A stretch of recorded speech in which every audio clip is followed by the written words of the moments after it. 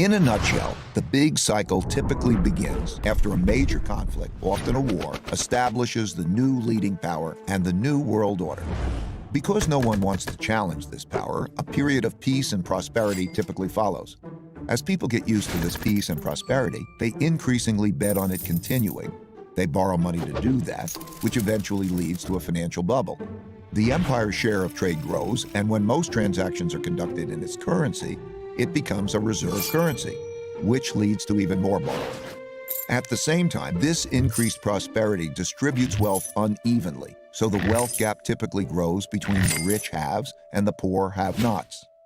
Eventually, the financial bubble bursts, which leads to the printing of money, an increased internal conflict between the rich and the poor, which leads to some form of revolution to redistribute wealth. This can happen peacefully or as a civil war. While the empire struggles with this internal conflict, its power diminishes relative to external rival powers on the rise. When a new rising power gets strong enough to compete with the dominant power that is having domestic breakdowns, external conflicts, most typically wars, take place. Out of these internal and external wars come new winners and losers. Then the winners get together to create the new world order. And the cycle begins again.